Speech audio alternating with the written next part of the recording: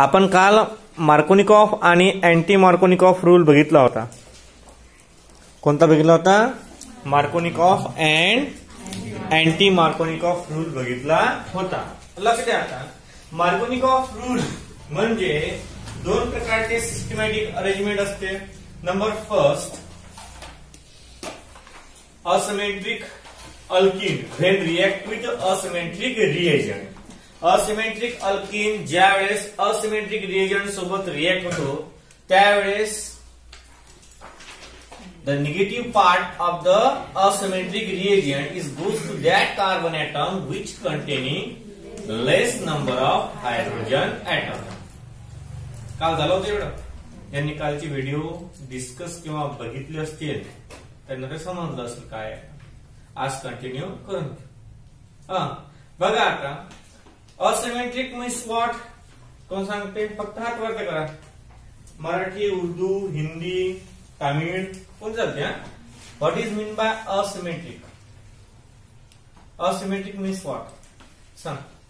दोन्ही डबल बॉन्डच्या दोन्ही साइडचे एलिमेंट सारखे नसते त्याला काय म्हणतात? असिमेट्रिक. समजा आपण हा बोर्ड मधून कापला, तिकडला पार्ट आणि इकडला पार्ट सारखा असतो का? म्हणजे काय? समजा ही घड्याळ कापली मी इकडे, इकडले आकार इकडले आकार सारखे आहेत का? म्हणजे काय? असिमेट्रिक. माणसाला उभं कापलं तर सिमेट्रिक. आळवं कापलं तर, तिरपं कापलं तर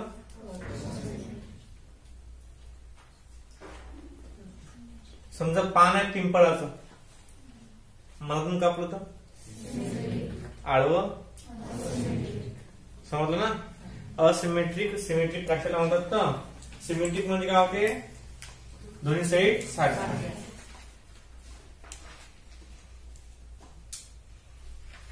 असिमेट्रिक सिमेट्रिक असिमेट्रिक चालते ना?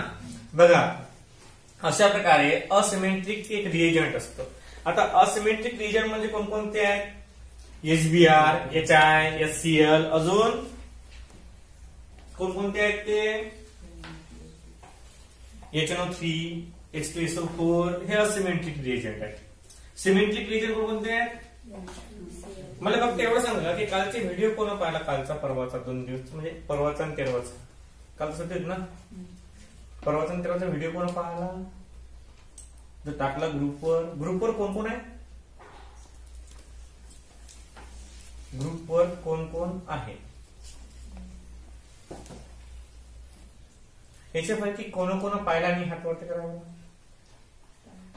पाहिला नाही असा हजर नव्हते पण पाहिला नाही, म्हणजे असा हजर होते तर चलते पाहिला नाही. तर ज्यांनी इंस्टा हजरी नव्हते पाहिलाच नाही असे किती जण आहेत?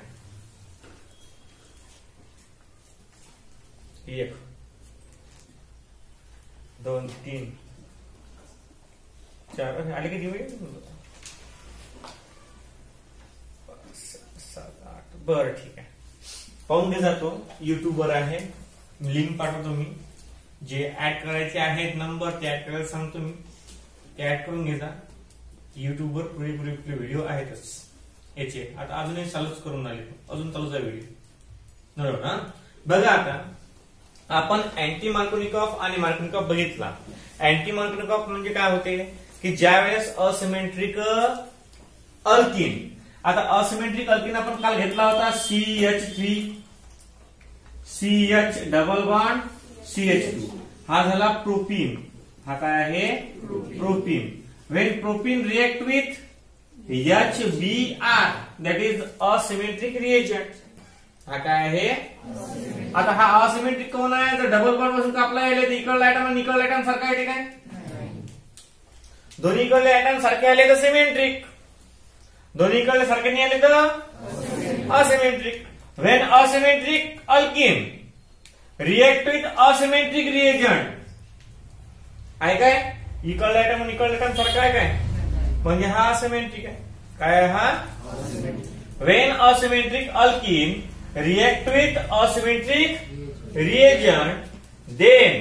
आता या रिएजंटले 2 पार्ट असतात तुम्हाला माहित आहे. हा H पॉझिटिव्ह असतो आणि हा Br काय असते? निगेटिव्ह. आपण पाहिलं ना एक्झाम्पल पहा, NaCl पाहिला ना, Na कोणत्या असतो आणि Cl वर, मग तशा प्रकारचा हा H वर कोणता चार्ज असतो पॉझिटिव्ह आणि Br वर. मग पहा, when asymmetric alkyne react with the asymmetric reagent, then the negative part of asymmetric reagent is goes to that carbon atom which containing less number of hydrogen atoms. हा जो negative part आहे रिएजंटचा, हा अशा carbon जवळ जाते की ज्याच्या जवळ हायड्रोजनची संख्या कमी आहे. आता या तीन पैकी कोण कमी आहे हायड्रोजन? CH जवळ. मग हा निगेटिव्ह पार्ट कुठे जाईल? नवीन प्रकारची रिएक्शन तयार होते, CH3 CH Br आणि CH3. हा झाला 2 ब्रोमोप्रोपेन किंवा आयसोप्रोपिल ब्रोमाइड. ते कॉमन नेम आहे, हे IUPAC नेम, दोन्ही चालतात, कशी घे. आता अँटी मार्कोनिकॉफ रूल म्हणजे अँटी मार्कोनिकॉफ म्हणजे अपोज मध्ये. आता याच्या अपोज मध्ये कसा आहे एलिमेंट? समजा इन प्रेझेन्स ऑफ परऑक्साइड, त्याला आपण परऑक्साइड इफेक्टही म्हणतो. त्याला काय म्हणतो आपण? Peroxide effect. When asymmetric reagent react with asymmetric alkyne, इथपर्यंत बरोबर आहे. In presence of peroxide, peroxide झाला की हा निगेटिव्ह झाला पॉझिटिव्ह.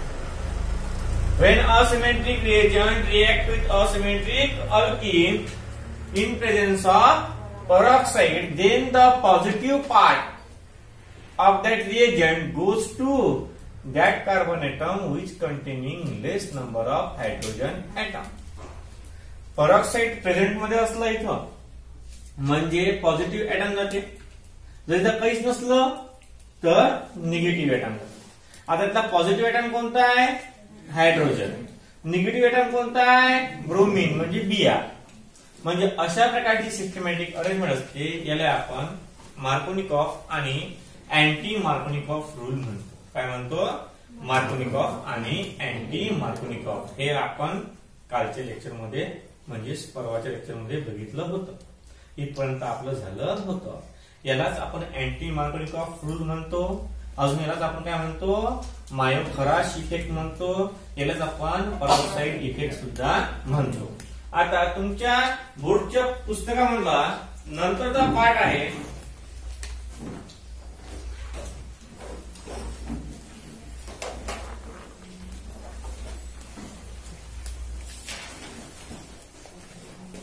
तुमच्या बोर्डच्या पुस्तकामधला मार्कोनिकॉफ आणि अँटी मार्कोनिकॉफ रूल झाल्यावर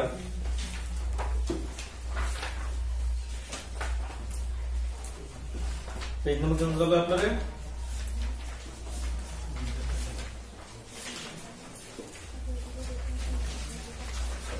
Markovnikov and anti Markovnikov rule झाल्यानंतर ozonolysis of alkene. Ozonolysis of alkene. Alkene वर ओझोनची रिएक्शन काय आहे? Ozonolysis of alkene. लक्ष द्या. आता आपण ओझोनोलिसिस लिहून घेऊ पहिले आणि नंतर एक्सप्लेन करून सांगू. Ozonolysis of alkene. अल्कीनचं ओझोनोलिसिस.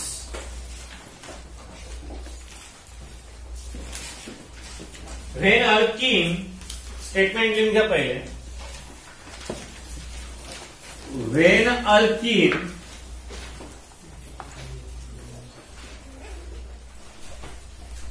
react with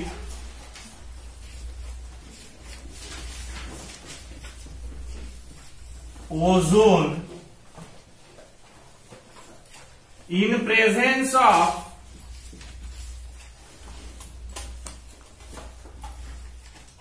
CCl4 gives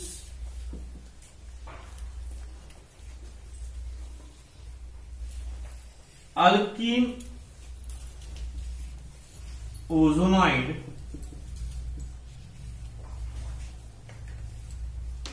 which on hydrolysis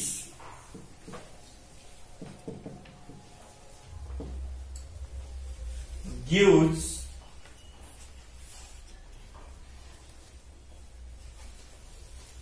carbonyl compound.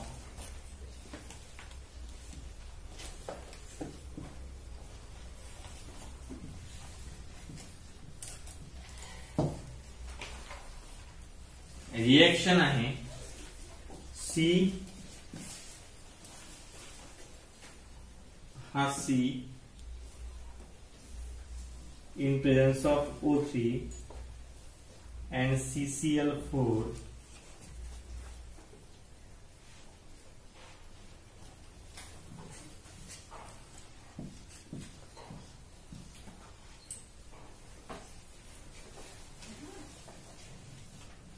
hydrolysis zinc dust ozonoid in presence or hydrolysis in presence of zinc dust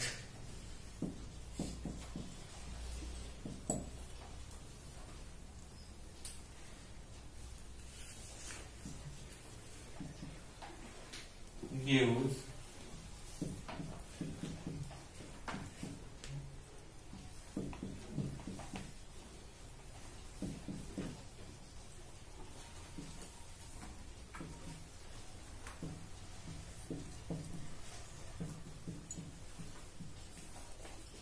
हा आहे अल्किन ओझोनॉइड हा आपला आहे अल्किन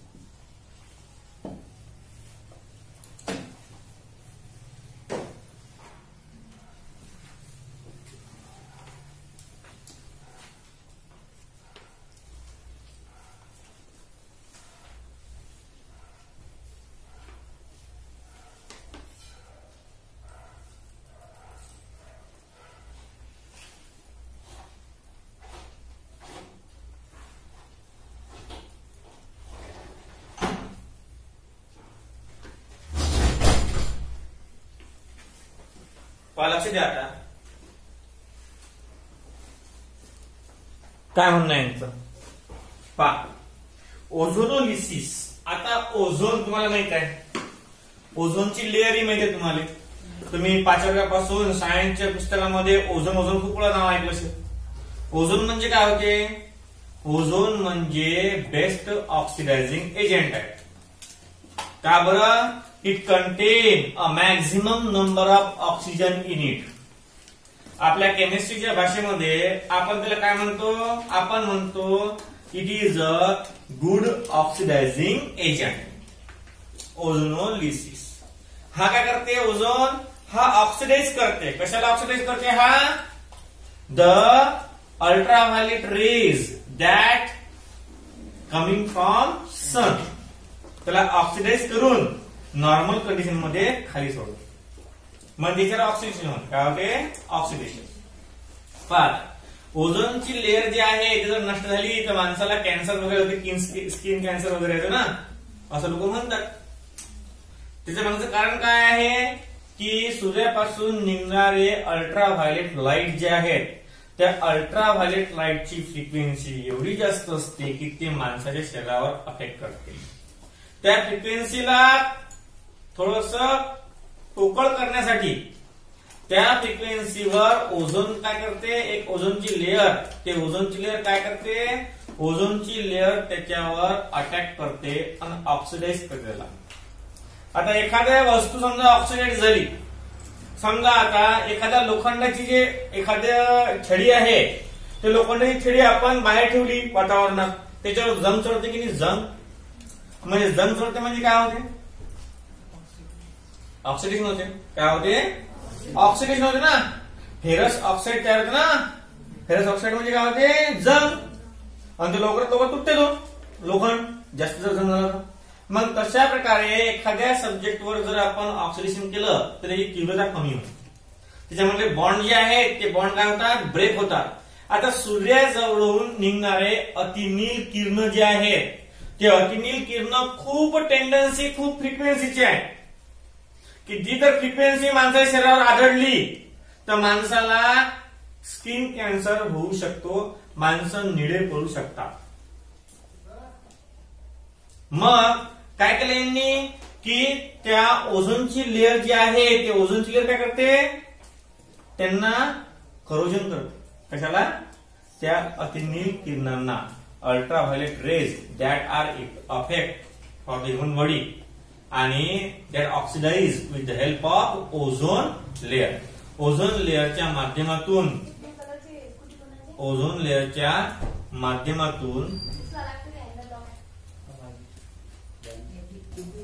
पहा आता अशा प्रकारे कंपाऊंड. आता ओझोनोलिसिस म्हणजे सिम्पली ऑक्सिडाइज करणं, ऑक्सिजनची बंबार्डिंग करणं. कशावर ऑक्सिजनची बंबार्डिंग करणं, त्या ऍटमवर किंवा सबस्टन्सवर.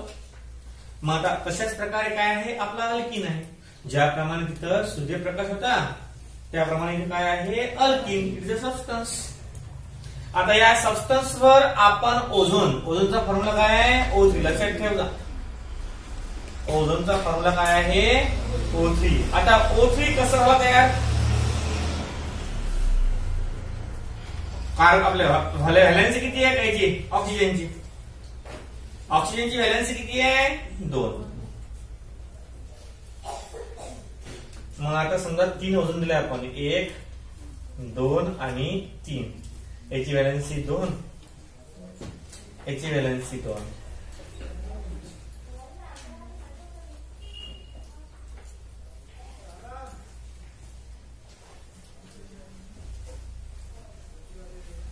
कसं स्ट्रक्चरिंग ते पहा, 1, 2 आणि हे 3. याची व्हॅलेन्सी 3 झाली. अरे 2च आहे. याची व्हॅलेन्सी किती आहे, 1, 2, 3. अरे 2च आहे ना व्हॅलेन्सी. म्हणजे स्ट्रक्चर आपल्याला डिस्कस करता येत नाही, ते स्ट्रक्चर आपल्याला डिस्कस करता येत नाही. पहा ओझोन म्हणून त्याला O3 लिहितात. काय लिहितात आपण, O3. ओझोनला काय म्हणतात, O3. आता बघा CCl4 म्हणजे काय होते, झालेलं आहे आपलं CC, कार्बन टेट्रा क्लोराईड. ज्यावेळेस आपण कंटिन्युअस क्लोरिनेशन केलं होतं, काय केलं होतं, कंटिन्युअस क्लोरिनेशन, त्यावेळेस कार्बनचा प्रत्येक हायड्रोजन ऍटम आपण क्लोरीननं काय केला होता, काढून टाकला होता. त्यावेळेस हे स्ट्रक्चर आलं, कार्बन 4 आहेत म्हणून टेट्रा आणि हा क्लोरीनचा Cl आहे म्हणून chloride, carbon tetra chloride.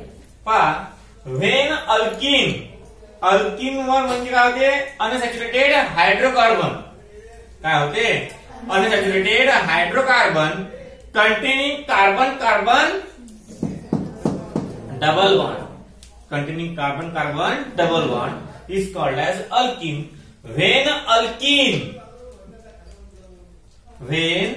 Alkene on ozonolysis, ज्यावेळेस आपण एखाद्या अल्किनवर ओझोनची रिएक्शन केली. आता ओझोन कुठं वेळ झालेला असतो रिएक्शन करण्यासाठी, का बरं, कारण ओझोनच्या कंपाऊंड मध्ये त्याची व्हॅलेन्सी सॅटिस्फाय नसणार आहे. ओझोन कधी भेटतो कधी नाही. समजा एखाद्या वेळेस, समजा आता तुम्हाला मी सकाळी 6 वाजतापासून तर संध्याकाळी 2 वाजेपर्यंत बसून ठेवलं आणि नंतर मग सोडलं आणि समोरच असे म्हणजे गुलाबजामुन वगैरे ठेवून दिले या दरवाजाच्या बाहेर, तुमची इच्छा काय होणार, सकाळपासून उपाशी काहीच नाही, फक्त चहा पोटात. आणि इथं पुढे 4-5 घमेले असे गुलाबजामुन ठेवून दिले बरं बाहेर 2 वाजता. तुमची इच्छा काय होईल की आता असं नाही, कसं आहे, पोरं तर टेन्शन नाही पोरायचं. पोरं गेल्याबरोबर ते पुढच्या 3 सांगताय की निरा झप पुढे काय कोणी पाहून राहिले का मुले एक तरी खातो जरा सक्तही होत नाही. तसं नाही, ज्यावेळेस टेंडन्सी असते. आता तसं कसं आहे, हे ऑक्सिजन आहे, ओझोन आहे, या ओझोनच्या व्हॅलेन्सी सॅटिस्फाय नाहीये. हा निरा आता असते, कोणासोबत बॉन्ड करू कोणासोबत नाही. मग हा करते, अटॅक करते, या अल्किनवर अटॅक करते ओझोन. ओझोन कोणावर अटॅक करते? या अल्किनवर. आता अल्किनवर ओझोन अटॅक करते. या अल्किनचे आहे 1, 2, 3 आणि 4 बॉन्ड. किती आहे? 4. आणि ओझोन मग किती आहे? फक्त ऑक्सिजन 3. मिनिमम 4 तरी पाहिजेत. जुगाड जमलं असतं, पण आता जुगाड जमणार का काही? पहा, ताट 3, माणसं 4. गुलाबजामुन 3 माणसं 4. कसं करा? ते ऍड्रेस पाहिले तुम्ही? ते चॉकलेटची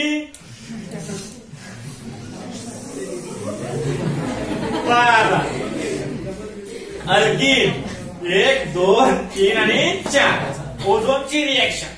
आता हा ओझोन काय करते? मग ओझोन म्हणते आम्ही 3 जण तुमच्या जवळ बॉन्ड तयार करायला येतो. आता हा म्हणते मला तर 4ची गरज आहे. मग हा म्हणते काही ना काही करा ना ऍडजस्टमेंट. मग आता हा ऍडजस्टमेंट करणार कशी करणार? हा कार्बन कार्बन डबल बॉन्ड करते किंवा मग ऑक्सिजन ऑक्सिजन डबल बॉन्ड करते. हा तर म्हणते मी ते उतरवेळ जाव, कारण कसं आहे टेंडन्सी असते. हा असते त्याला काय म्हणतात? Unstable compound. स्टेबल नसते तो, उतरवेळ झालेला कशाच निरा. ज्या वेळेस आपण सोडियमचा एक तुकडा पाण्यामध्ये टाकतो त्यावेळेस त्या पाण्यातून असे फटाकेसारखे आवाज येतात. का बरं? तो अनस्टेबल होते पाण्यात. मग तशा प्रकारे हा ओझोन जो आहे हा ज्यावेळेस अल्किन सोबत रिएक्शन म्हणजे घडते याची, त्यावेळेस हा अनस्टेबल असते. तुम्हाला काही करून करावं लागते. काही कसंही जुगाड जमवा पण जमवा.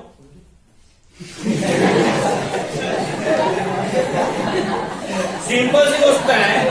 पण कसंही करा पण करा, कसंही करा पण करा. म्हणजे याला एखाद्या वेळेस कसं असते, एखाद्या वेळेस आपल्याला अर्जंटचं काम पडते कुठनं पुढं जायचं, आणि त्याच वेळेस काय होते, त्याच वेळेस काही ना काही काम निघते. मग आपण काय म्हणतो? कसंही करा पण आपलं काम झालं पाहिजे. मग आपण तिथं काही ना काही सिस्टीम लावतोच की नाही आपली. समजा तुम्हाला काहीतरी आणला लागते सौदा घेऊन, ट्युशन त्याच टाइम लागते, 5 मिनिट टाइम आहे.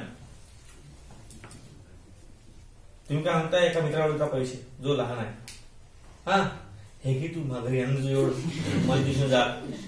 मग ते काय आहे? सिस्टमॅटिक आहे ना अरेंजमेंट. मग आता काय होते? हा अल्किन आहे. आता हा जो ओझोन आहे, हा ओझोन ज्यावेळेस त्याच्यावर अटॅक करते, हा पहिले अटॅक कुठे करी? Double bond. का बरं? कारण एक गाठ पक्की असते, एक गाठ कच्ची असते. मग कच्ची गाठ लवकर तुटते ना. मग हा डबल बॉन्डवर अटॅक करते. डबल बॉन्डवर अटॅक केला, हा डबल बॉन्डवर अटॅक करता करता हा हे भूलून जाते की आपण अनस्टेबल आहोत. हा दोन्ही बॉन्ड गायब करून टाकते. हा या कार्बन कार्बन मधले दोन्ही बॉन्ड काय करून टाकते? गायब करून टाकते. म्हणजे 3च्या 3 एक खट्टा ते त्या कार्बनवर भेटतात. तसंच तर कार्बनचं किती आहे? नंबर किती आहे? 6. 6 इलेक्ट्रॉनची क्षमता आहे त्यात. फक्त 6 पेक्षा त्याला एकही शिल्लक चालत नाही, कमी चालतात. आणि तुम्ही 8 1 8 8 2 16 8 3 24 माणसाचं वजन डबल बॉन्डवर टाकून आहे. याची टेंडन्सी आहे फक्त हा 6 माणसाला जीव घालू शकते. आणि तुम्ही म्हणून राहिलेले की नाही तू 24 माणसाला जीव घाल तर काय होणार? तोडून जाणार, पट्टा पडून जाणार ना. आता मग पट्टा पडला, याचा हाचा बॉन्ड गेला, डायरेक्ट बॉन्ड तुटला. बॉन्ड तुटता बरोबर काय झालं? याचं रूपांतर 1 2 3 आणि 4. 1 2 3 4. आता 1 2 3 4 5 6 7 8. आता 8 आहे. किती आहे? 8. मग आता 8 मध्येही काही ना काही ऍडजस्टमेंट करायला लागते. तर काय होते की तर हा या कार्बन कार्बन मध्ये हा जो बॉन्ड आहे हा बॉन्ड सिंगलचा राहते आणि ऑक्सिजन ऑक्सिजन एक डबलचा बॉन्ड तयार करते. आणि अशा प्रकारे अल्किन ओझोनाइड हा सायक्लिक कंपाऊंड तयार करते. सायक्लिक कंपाऊंड तयार करणं सोपी गोष्ट नाही बरं. कारण कसं आहे की आपण या कार्बन कार्बन मध्ये एकही बॉन्ड ठेवून नाही राहिलो. कार्बन कार्बन मधला एक बॉन्ड आपण तोडून राहिलो कार्बन कार्बन मधला. तर हा याचं रूपांतर होते सायक्लिक मध्ये. इनमीन 2 तर कार्बन आहे, पण त्याच्यामधलाही बॉन्ड तोडसान तुम्ही तर कसं हा तुटता बरोबर हा एक सायकल तयार करणार. समजा एक काम करा, हा जर मधातून तोडला नाही किंवा गोल केला, एखादी कांडी घ्यायची पेनामधली आणि ते जर अशी एकाला एक जोडली किंवा काडी घ्यायची, मग काडी समजा आपण आता हा मला पेन जोडाते एकाला, समजा हा जोडायला गेलो आपण, तुडून जाईल ना हा थोडाफार, किंवा ते कांडी डॅमेज होणार, ते कांडी काय होणार डॅमेज. मग तुटल्याबरोबर म्हणजे हा बॉन्ड तुटणार, हा बॉन्ड तुटल्याबरोबर सायक्लिक कंपाऊंड तयार होते, त्या सायक्लिक कंपाऊंडला काय म्हणतात अल्किल ओझोनाईट, त्याला काय म्हणतात अल्किल ओझोनाईट. आणि या अल्किल ओझोनाईटला आपण हायड्रोलिसिस केलं. हायड्रोलिसिस म्हणजे काय होते ऍडिशन ऑफ वॉटर. हायड्रोलिसिस म्हणजे काय होते ऍडिशन ऑफ वॉटर. मग यात आपण वॉटर जर ऍड केलं तर तुम्हाला 2 कार्बोनिल कंपाऊंड भेटतात. आता कार्बोनिल कंपाऊंड म्हणजे काय, what is mean by carbonyl compound. Carbonyl compound म्हणजे कोणते compound, what is mean by carbonyl compound. झालेलं आहे वाटतं आपलं, सांगतो तुम्हाला carbonyl compound. Yes, aldehyde, ketone, acid, ester, that are the carbonyl compound. का बरं, due to presence of carbonyl group. हा कोणता ग्रुप आहे कार्बोनिल ग्रुप. कोणता C डबल बॉन्ड O. हा जो ग्रुप आहे हा ग्रुप आहे कार्बोनिल ग्रुप. हा ग्रुप कोणता आहे carbonyl group. That group is called as carbonyl group. आणि ज्या कंपाऊंड मध्ये हा ग्रुप असते त्याला म्हणतात कार्बोनिल कंपाऊंड. ज्या कंपाऊंड मध्ये हा ग्रुप असते त्याला काय म्हणतात कार्बोनिल कंपाऊंड. पहा अल्डिहाइडचा formula RC double bond O आणि H. ऍसिड आपल्या सॉरी ऍसिडचा formula C double bond O आणि OH. नंतर कीटोनचा formula RC double bond O R dash. नंतर इस्टरचा formula RC double bond O R dash. तुम्हाला दाखवा होते इस्टर म्हणजे काय, ऍसिड म्हणजे काय. तो जो डब्बा आहे डब्बा फंक्शनल ग्रुपचा, त्याला मराठीत काय म्हणतात फंक्शनल ग्रुपला, फंक्शनल ग्रुपला काय म्हणतात मराठीत. फंक्शन म्हणजे काय होते फंक्शनल ग्रुप. त्याला मराठीत म्हणतात किती ते मला माहित नाही. फायदा काय म्हणतात बोललो मी ते आय लक्षात, पण ते तर गुन्हा लागेल 15 मिनिटात. ते कसं काय पुस्तकात असते डेफिनेशन, मग ते काढता काढता कसं 10 मध्ये तशा प्रकारे त्या माइंड मध्ये पुरं फिक पॅट बसला त्याला काढ लागेल कुठे काय. RC double bond OH RC double bond OH या सर्व कंपाऊंड मध्ये हा C double bond O C double bond O C double bond O C double bond O हा प्रेझेंट आहे. मग that all compound are called as carbonyl compound. The compound which containing carbonyl group and the group of C double bond O is called as carbonyl group. याला काय म्हणतात carbonyl group म्हणतात. आता बघा अशा प्रकारचं सिस्टमॅटिक अरेंजमेंट आहे. आता सिंपली हे जे ओझोनोलिसिस आहे हे काय करते, हे the dissociation of carbon carbon bond. याला काय म्हणतात डिसोसिएशन ऑफ कार्बन कार्बन. एकदमच डायरेक्ट आणि डायरेक्ट एक घाव 2 तुकडे. आतापर्यंत कोणत्याच रिएक्शन मध्ये एवढी पॉवर नाही होती. आतापर्यंत आपण जेवढे रिएक्शन पाहिले आहेत तेवढ्या रिएक्शन मध्ये कार्बन कार्बन मधला बॉन्ड ब्रेक केला आपण कधी नाही. आपण फक्त हायड्रोजन रिमूव्ह करण्याचं काम केलं. हा काय करून आला, ही रिएक्शन काय करून आली, ही रिएक्शन डायरेक्ट आणि डायरेक्ट अटॅक कशा करून आली कार्बनवर. म्हणजे डबल बॉन्डचं रूपांतर डायरेक्ट सायक्लिक कंपाऊंड मध्ये. सिंगल ना सिंगल काहीच नाही, डायरेक्ट सायक्लिक. म्हणजे हे पुढे डबल बॉन्डच गायब करून आले. म्हणून या रिएक्शनला काय म्हणतात ozonolysis of alkene. When alkene react with ozone molecule in presence of carbon tetrachloride gives alkene ozonide which on hydrolysis addition of water म्हणजे काय होते hydrolysis which on hydrolysis in presence of zinc dust gives a carbonyl compound, अलग अलग carbonyl compound. अशा प्रकारे हे reaction आहे. याला म्हणतात ozonolysis. When alkene react with ozone molecule in presence of carbon tetrachloride gives a alkyl ozonide which on hydrolysis in presence of zinc dust gives carbonyl compound. Reaction लिहिली तुम्ही. आता example पहा.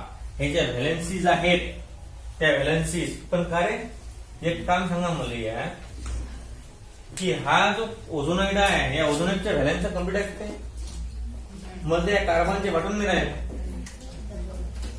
काही ना काही चॅनमेंट केलं आपण.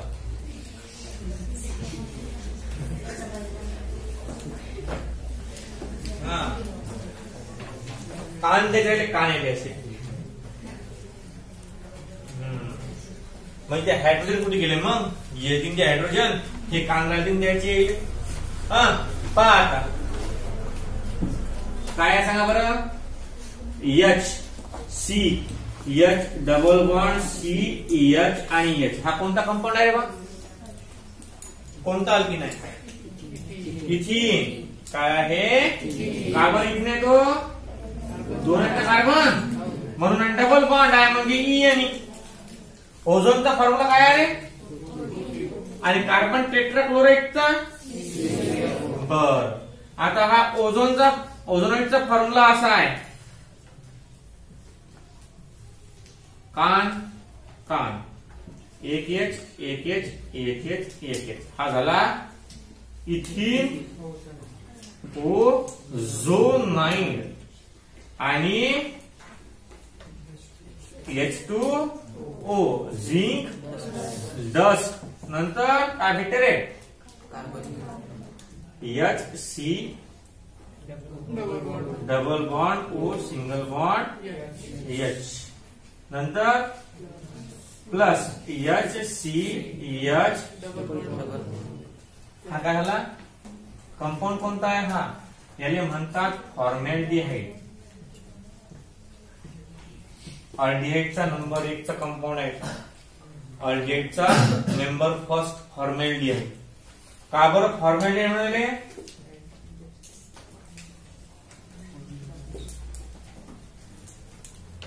काऊन फॉर्मॅल्डिहाइड म्हणाले. फॉर्म्युला समजून आले. फॉर्म्युला म्हणजे काय होते मुंगी.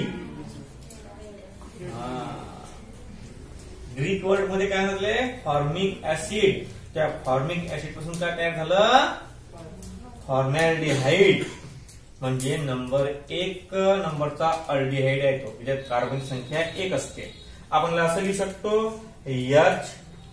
HCHO आपल्याला फॉर्मॅल्डिहाइड म्हणू शकतो. काय म्हणतो आपल्याला फॉर्मॅल्डिहाइड. आता अशा प्रकारची रिएक्शन आहे. ओझोनाइड आहे अजून मार्कोनिकॉफ अँटी मार्कोनिकॉफ अशा खूप साऱ्या आहेत. एक्झाम्पल्स लिहून घ्या.